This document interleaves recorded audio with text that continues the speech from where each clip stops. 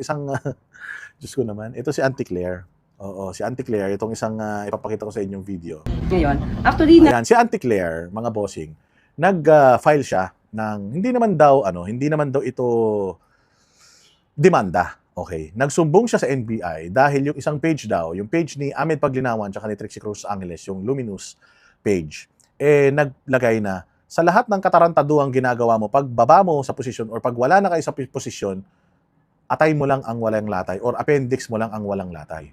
Ikaw, pag sinabihan ka ng ganun, ano ka ba?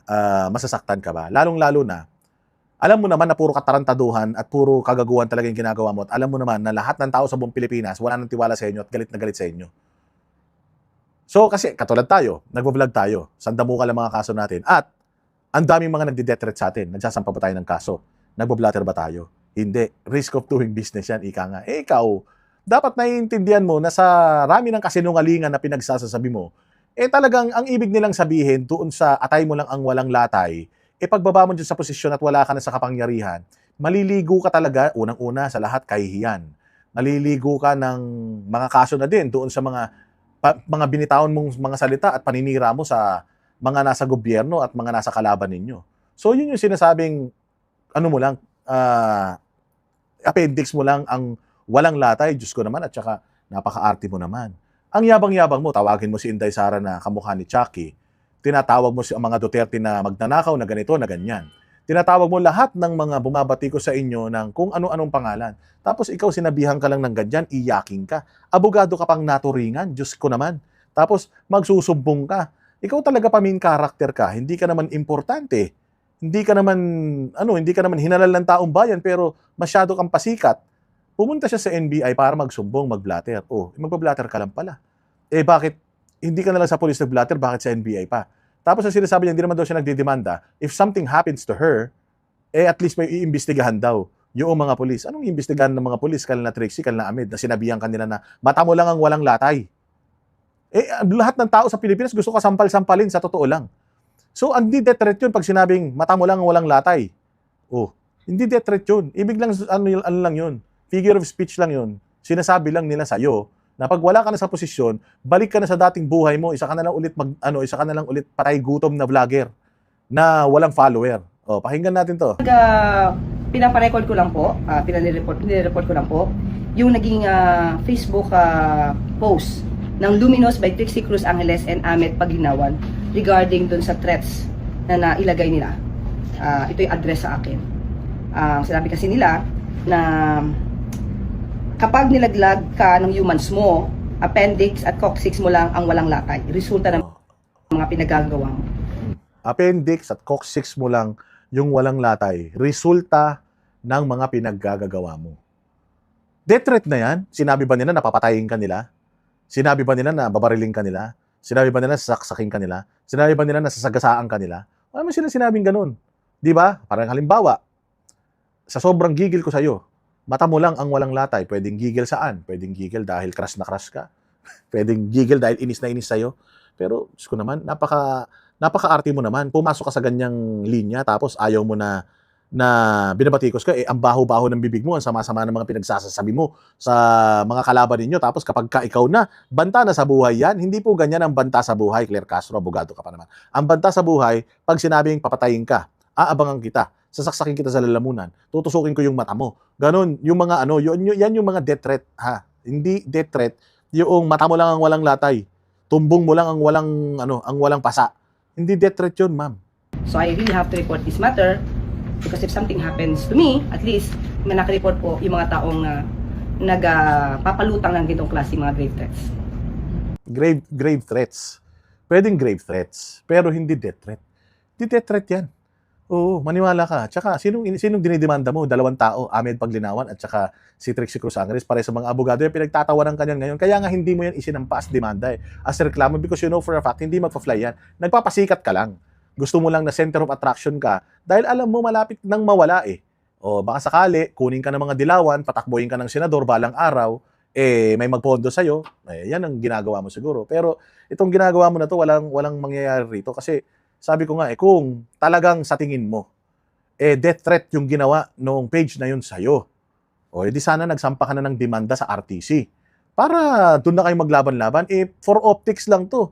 Nag-file ka ng blatter sa NBI para bantayan ka. O tapos anong sasabihin ng NBI na naman dito? Na itong page na to, kailangan i-take down. O, edi ano naman, curtailment of freedom of expression na naman yan. Kayo talaga, alam na namin yung mga ganyang style yun, hindi na makakalusot yan. Yes po. Sa ngayon po kasi ang bala ko lang ay i-report. Kung magsasampa man ako ng kaso, pag-iisipan ko muna. Ba't kailangan ko Huwag mo nang isipin, wala ka namang isip, wala ka namang utak, huwag ka na mag-isip. Kung ako sa'yo, ituloy mo na yan. Isampa mo na yung kaso sa korte. Huwag na sa NBI, tatanga-tanga ka. O, kasi ang NBI, maghahanap pa yan ng ebidensya sa mga pinagsasasabi mo. And the only evidence lang naman na meron ka is yung post nila tungkol dyan. That's it.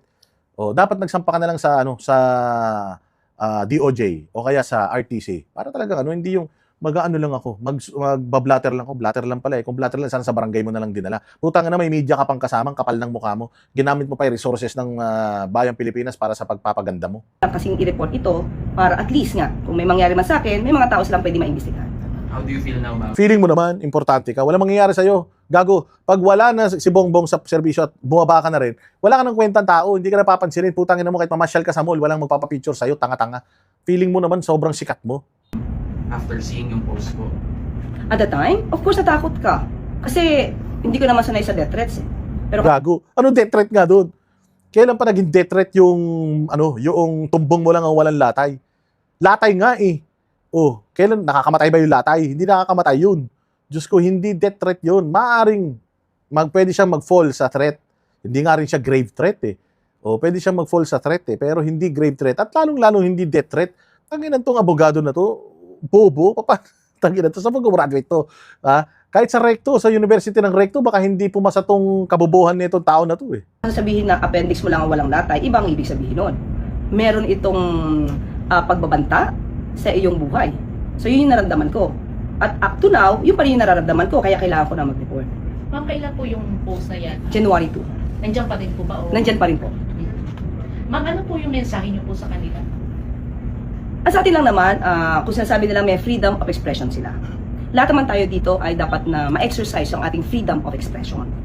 At hindi kinakailangan na kung ikaw man ay nag-o-oppose sa sinabi ng isang tao, ikaw ay magbabanta na sa buhay. Pwede sabihin mo rin sa kanya, ano mo lang, kilikili mo lang ang walang latay.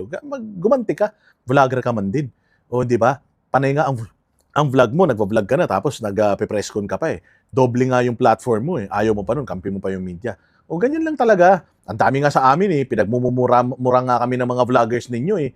Yung di umanong binabayaran ninyo, di ba? Sabi nila 50 million daw yung nawala sa opisina ninyo na pinambabayad daw ninyo sa mga vlogger ninyo. Yung mga vlogger nyo nga kung ano-ano pang pinagsasasabi. Si Inday Sara gustong patayin. Si Robin Padilla gustong patayin. Si Pangulong Duterte gusto na nilang mamatay sa ICC, sa Hague. Tapos ikaw, nasabihan ko lang ng matris mo lang walang latay, death threat na yun. Tangina, sobrang mo naman, sobrang snowflakes mo naman, sobrang arte mo naman, Yusek Castro, ikaw nga tong napakaraming inaabuso ng mga Duterte supporters at mga Duterte, araw-araw na ginawa ng press con mo, wala na magre-reklamo sa'yo dahil di ka importante, tapos feeling mo, importante ka ngayon. Hindi po nadadaan ang anumang diskurso sa pagbabanta sa buhay, yung pagiging violento. Huwag nilang gayahin ang mga idolo nila. Di ba? Yan, Ang hilig-hilig mong gumanyan.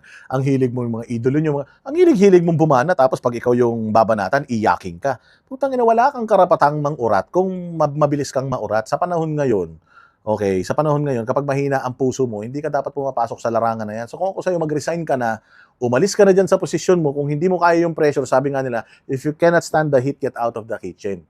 Ang hilig-hilig mong banatan yung mga Duterte, pag ikaw yung binabanatan, feeling mo, victim ka. Putang ina pa, main character ka, hindi ka naman kasama doon sa unang mga pangalan ng mga cast ng pelikula na yan.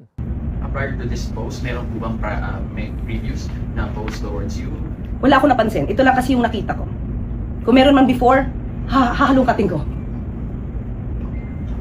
Okay, maraming salamat po.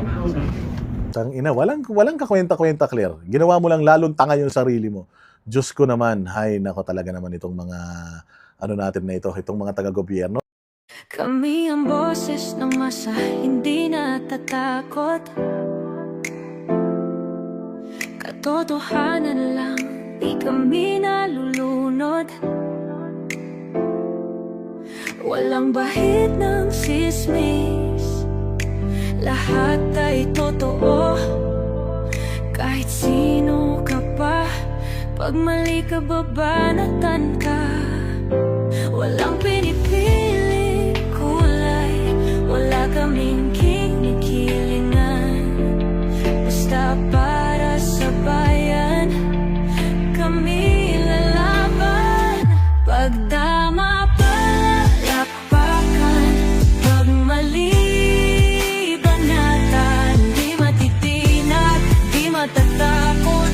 Para sa bayan, tuloy ang sigaw. Sa harap ng kamera, walang halong takot. Mga baluktot, lahat kayo'y tutok.